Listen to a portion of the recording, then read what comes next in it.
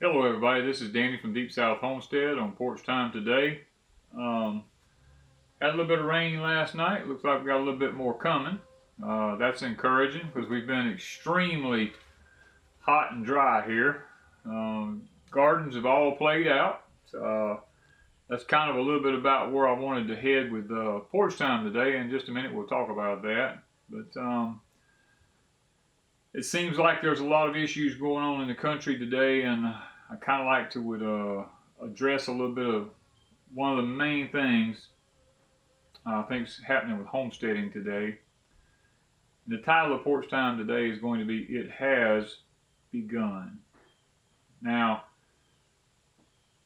I know a lot of people are going to go, "Well, what? What has begun?" But the whole issue is, we've talked about this for quite some time now. At Deep South Homestead, we're in a seed saving mode right now. We are not in a gardening mode anymore. We're letting our stuff, everything we have, is going to seeds right now. And when I say it has begun, what I'm talking about is the demise of the food system, not only in this country, but in the world. There is a global I don't know if you want to call it pandemic or whatever word you want to use, is beginning here in this country and in the rest of the world. Food is becoming scarce. Now, you're going to have those places that the food's okay. It seems like the weather, was pretty good there and people were able to do a little bit there. But guys, we're talking about as a whole. We're not talking about isolated spots, because I'm gonna always bring the Bible into what I'm doing, and if you don't like that, I'm sorry, but that's just the way it's gonna be. Back in Genesis, it tells us that seed time and harvest, spring, summer, winter, and fall, is going to always be. Now, there may be a few places that's not the case, but as a whole, it will be that way, because in 1816 we had the year without a summer. Now, the year without a summer was, even in the South, they had summer. It was shorter, but they still had summer and they could grow some things. But the northern part of the country across there in Europe and all did not have a summer because it just stayed so cold. But the rest of the world in the southern hemisphere did have a summer. So there's always going to be seed time and harvest somewhere. But when I use the phrase "it has begun," what I'm talking about is, like I mentioned a while ago, the demise of the food system as a whole. Now, we have to understand the type of economy that we live in today literally functions on the global system. Now, some of us, like here at Deep South Homestead, the global system doesn't affect us that bad. There may be some things, gas or some commodities or something like that we might see a price hike in, coffee, stuff that we don't do here. We can see some things in that, as far as our homestead is concerned. But guys, even a lot of y'all and a lot of other people out there in this world literally depend upon the global food system. And when I say it has begun, I'm talking about the global food system as a whole is going down. I watch lots of things on YouTube, the news and stuff like that. And news in other parts of the world. Now, I'm not talking about here. And the media, guys, the media is the same. It doesn't matter where you go. You have your gatekeepers, and they pretty much monitor what's on the media, and they try to sway the public's opinion in one way or other, and they just do what the gatekeepers tell them to do. So keep that in mind when you're looking at things, and if you can find those channels and places that you can go that, hey, just somebody like, say, me, for instance. I seen something happen and I catch it on video and I put it out there on YouTube. They didn't censor that. That's real. That really happened. It didn't get censored by the media. That stuff's out there. You just got to know where to look for it. But when I think about the term, it has begun, I go back to Egypt when Joseph was in Egypt and the famines came. Now, what happens there is that God made provisions for his people in advance by sending one of his people on ahead. Now, it was a treacherous life to have to live for about 13 to 20 years, somewhere in that area. But guys, when Joseph was finally brought to his place of authority there in the Bible, we see that he told him, you know, God spoke to the Pharaoh in a dream, and then Joseph interprets this dream. And he tells him there's going to be 7 years of plenty, and then there's going to be 7 years of famine.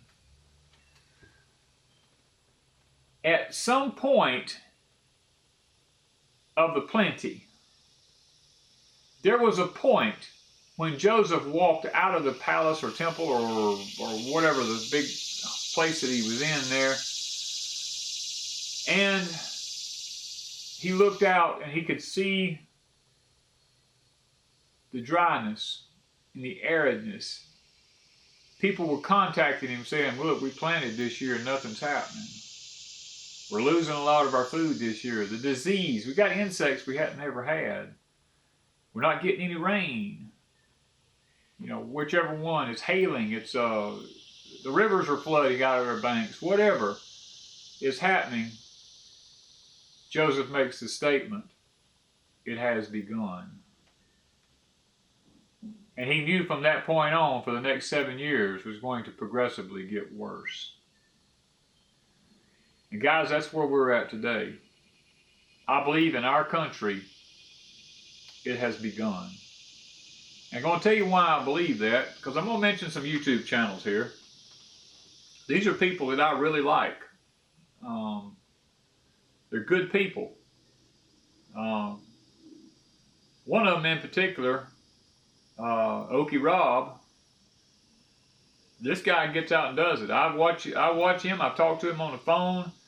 The guy's real. He's got land. He's got cattle. He does bees. He gets out. He does a garden. He does his own canning. He puts his food up. The guy's real. He's not faking nothing. He's having problems this year with his gardens. Been a lot of failure this year. Now, Rob has always had good gardens every year. I watch his videos year after year, and I see the stuff that he does, and some things I wish that I could just make mine do half as good as he does. But this year has been different. He's had problems. A lot of things it's just not made. Left him without some stuff.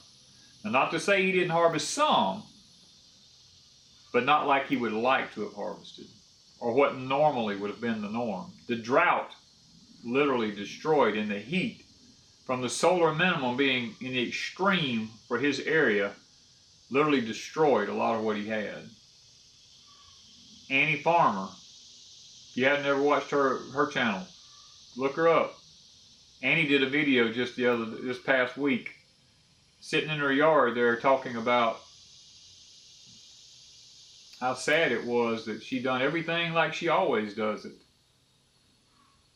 And yet, her garden failed. Now, not to say that she didn't get a few tomatoes and a few cucumbers and stuff like that, because she did. But she's used to canning. And she was not able to can this year. Which means she's going to have to look elsewhere for some food. And guys, a lot of y'all have contacted me, and you know exactly who you are, and you know who I'm talking about. I'm not going to call your names because you don't have a YouTube channel, and you haven't given me permission to actually, you know, talk about this. I got friends in California. I got friends in Arkansas. They're all telling me, I don't know what's going on. Illinois, we got some friends there. I don't know what's going on. Our North Mississippi, Alabama, Florida, we have people in all those places contacting us, telling us, I don't know what's happened. We've done everything this year just like we've always done, and nothing's worked. Either the bugs too much rain, drought, hail, wind, extreme heat, you name it, it's all took out crops this year. And guys, I'm going to tell you something. Here at Deep South Homestead, I usually raise fantastic gardens every year.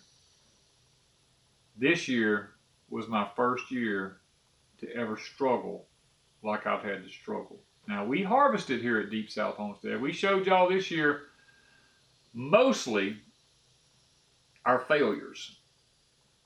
And we done that on purpose to let y'all know that it's not a all glitter and, you know, everything's not all hunky-dory, if you want to use that phrase. We don't always do perfect gardens here. This year, our green beans, we've planted contenders my whole life and have harvested them by the 5-gallon buckets. This year I planted twice, and it took the third time just to get a piece of a row up. And I got 5 quart jars off of them, you know. We planted the rattlesnake beans, and luckily the rattlesnake beans pulled us out of a slump of not having a lot of beans to can. But even right now, they're sitting back there because of the humidity and the extreme heat. The vines are all dying, so we're letting everything go to seed now, so we'll have seeds. Tomatoes this year, yeah, we harvested probably, I don't know, maybe 5 or 6, 7, somewhere along in there, maybe a little bit more than that. 5-gallon bucketfuls of tomatoes. Nothing like what we usually do. We usually 10, 15, 5-gallon bucketfuls of tomatoes is nothing for us. Things like sweet potatoes.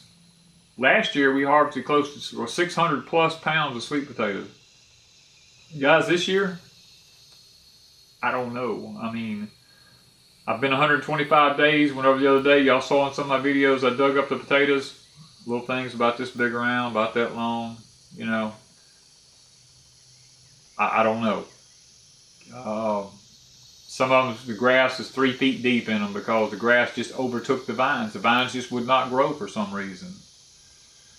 And now I know with the grass that deep in there that the potatoes will be so few that we're actually trying to make provisions with someone right now that if ours don't pull out and we get what we need, you know, that we can actually purchase some potatoes from a place that has some right now. Looks like it's going to be pretty good in another area. So we're making provisions. Our peppers this year, as of to date,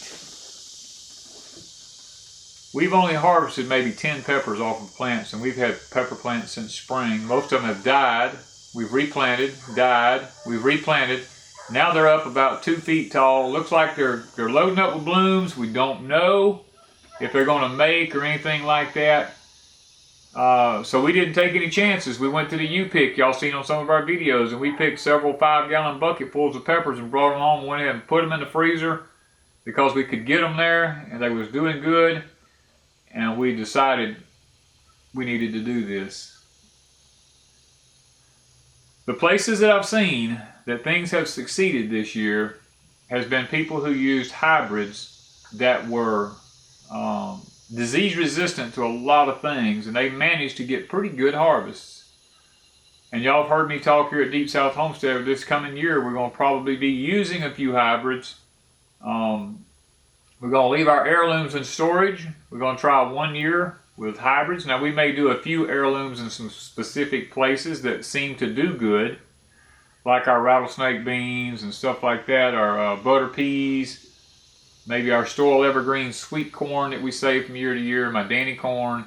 Now we may do some things like that, but guys, we're going to be like the okra. We're going to slide away from one of the heirloom okras that we've been using, the Star of David and the Louisiana Velvet, which the Star of David okra has been a complete failure for us this year. I planted 3 rows. The stuff's 10 feet tall. I've harvested probably 30 pods off of it. You know, it hasn't made. So we're going to go with a hybrid next year, a Clemson Spineless number 99, and see how that does. I've done some research on it. Seems like it's done pretty good in tests. We're going to try that. We're going to go with the, as far as peppers are concerned next year, we're going to be going with the sweet red roaster peppers. We finally found a company that still had some seeds, because most of them had done sold out for this year. For next spring, let me say that. They'd done sold out, and we finally found a few. We went ahead and ordered onion seeds to plant our own onions with, instead of trying to order the sets this year because of the expense in it. We figured if we can do the seeds and and plant the seeds and make our own sets, we're going to give it an experiment and just see if we can do it here in the Deep South. If we can't, then we'll have to order the sets like we did last year, if they have them.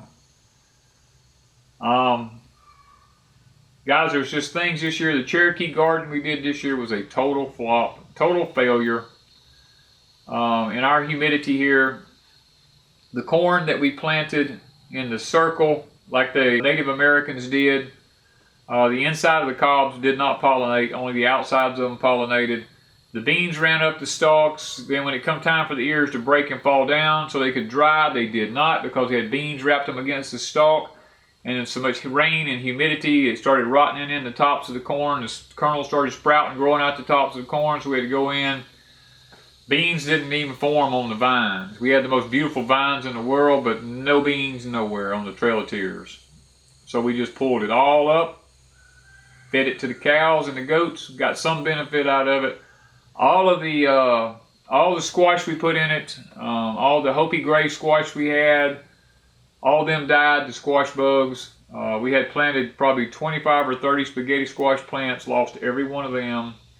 We planted a whole row of ancient watermelons, lost all those.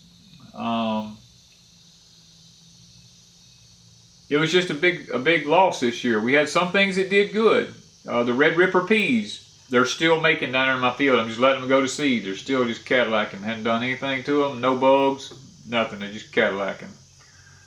Pink-eyed purple hull, Mississippi pink-eyed purple hulls, we planted them up here in the front. We harvested 3 times off of them.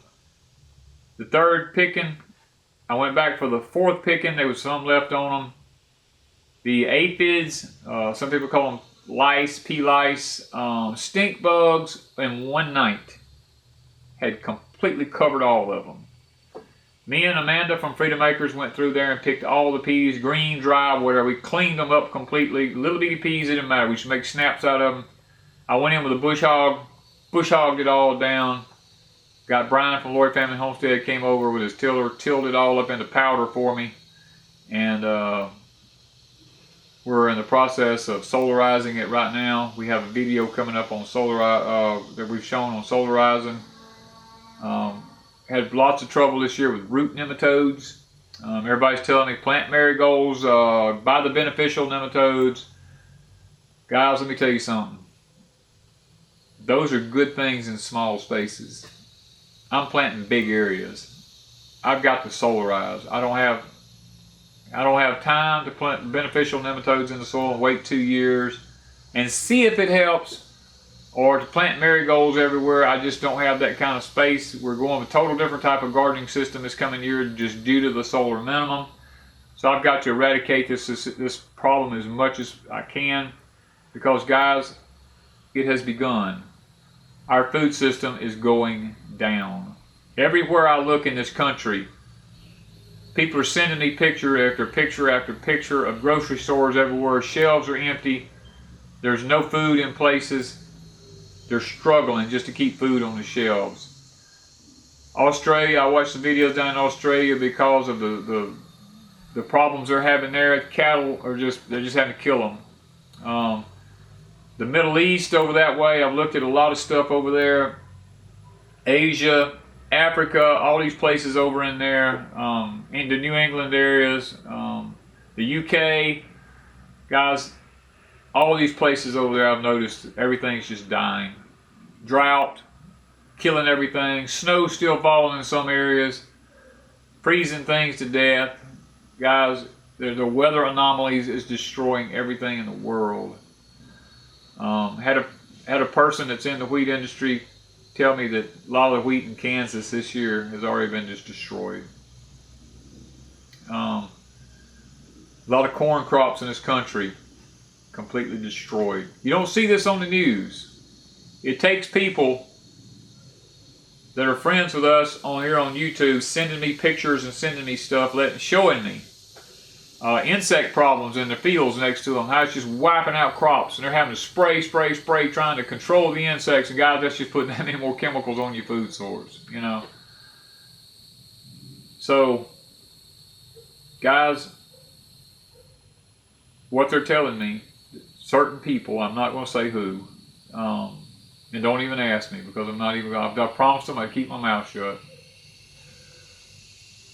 is telling me that the end of 2019, that's this time next year, as far as growing season is concerned, probably about fall of next year, I'm being told could be our last good year of being able to grow anything in any quantities here in this country.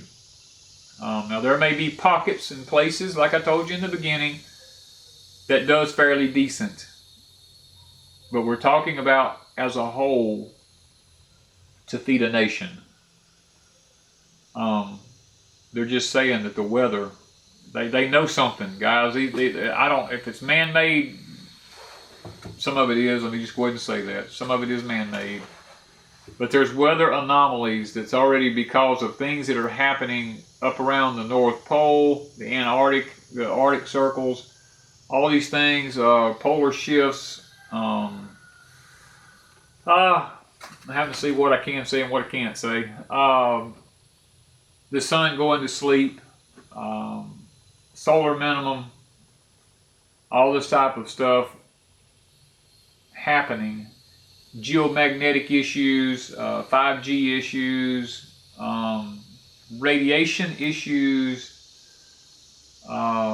Guys, these are things that that's going to affect our food system. And does it bother me? Yeah, it bothers me. Not for myself, because I really think I'll be all right. But it bothers me for those who have small kids coming up. It bothers me for those that live in urban environments, live in apartments. You know, not to say that some people won't be able to figure out something that'll make it work. That's not what I'm trying to say. I'm just concerned because of the hardship that it's going to place on someone. Because we know in Revelations that it speaks of a time, I don't think we're quite there yet, but I don't think we're far from it, where it'll take a day's wages to buy one meal for one person a day. You'll work all day and you'll have to decide who in the family gets to eat that day.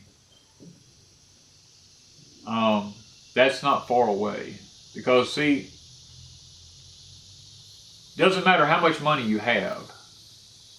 If the food's not there to be bought, then you can't buy it. And if you don't have it stored up, then, you know, there's going to be some hunger issues. And because most of the water systems in this country has gone to municipal water systems, it leaves a nation vulnerable to a pandemic.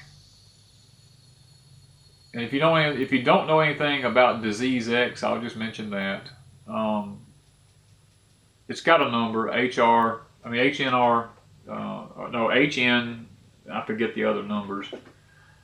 But they're really freaking out about that right now. They're thinking that it could mutate from chickens to humans in just a short matter of time. Because it's already doing that in China and other places. And the mortality rate is just very high. You know, I mean, it's not good if you contact it. And guys, all we have to do is for some of that stuff to get airborne. And if it gets airborne and your immune system is low, then you're going to have some problems. And if there's not medicine to be got, and you don't know how to use herbs, then it's going to be kind of tough. That's why I tell people, grow garlic. Get you some silver, pure silver. Now, I'm not talking about this half junk. I'm talking about 99.9% pure silver. Get you some of that. Build you a colloidal silver machine. Colloidal silver right now is known to wipe out most all diseases. And I would encourage anybody to, we have a video way back in my list back there somewhere where we built a homemade machine. I would encourage you to look into that as far as antibiotics is concerned. You know, for being able to treat stuff, bacterial infections and stuff like that. Guys, today's been a little serious. I'm being serious because most porch times have been, you know, I'm kind of upbeat a little bit and try to do as good a job as I can and keeping everybody positive. But I've come to a point now where somebody made the comment last porch time, says maybe it should be called straight talk. And hey, maybe it should be called that, because I'm at a point now I'm not playing anymore. Playtime's over. It's time to get serious because it has begun. And I feel like that if it's put in my hands to say something, then I need to say something, and I'm going to do my best to do it and keep my channel from coming down. But do the best you can right now. Store up as much stuff as you can store up right now. If somebody looks at you and thinks you're a hoarder, you know what? That's just tough. Let them think that. Don't let what somebody else thinks influence you and make you not do what you need to do. If it takes every available spot in your house to put food, then do it. Because when that day comes, you'll look back and you'll go, man, I'm glad I did this. Guys, there's some Mormons that contact us and actually talk to us. There's lots of people that are big time preppers that tell us, look, my furniture in my house is my food storage. My mattress sits on top of X number of 5-gallon buckets with a piece of plywood on top of it, and I have a mattress on top of it, and the bedspread hangs over the edge so you don't see the buckets. That's my bed. They're not interested in fancy. They're interested in surviving. My coffee table is 8 5-gallon buckets stacked onto sticks, sitting side by side with a piece of plywood on top of it with something draped over the top of it. That, my friends, is how it's done. My ottoman is 4 or 5-gallon buckets with a cushion on top of them, with something draped over it, what I put my feet up on. They've made their furniture become their food source. I've watched movies where some people in some places built the walls in their houses thicker than they should and filled it full of grain so that they could have grain storage. Guys, there's all kinds of ways to do things. So do not let yourself get caught unaware with no food with what's coming. Don't worry about what somebody else says about you. You do what's best for you and your family. And forget about the rest of them. If they perish, they perish. You can't save the world, but you can save yourself and your family from as much as you possibly can. So keep these things to heart, guys. And remember, God is in control of everything. And if you have a need and you cannot meet it, cry out to Him and beg for Him to meet that need. I'm going to stop here and leave that with y'all to think about, because today is serious, because it has begun. I told you I would tell you when I thought it had begun, I have done that. It's up to you now to do what you need to do. So, I know y'all hear these dogs in the background. They're starting up. So before I have to put all them in this video, I'm going to end it here. And I'm going to say thank you for watching Porch Time today. May God bless each and every one of you. And may He grant you discernment and the wisdom to know what to do and when to do it. Thank you from Deep South Homestead.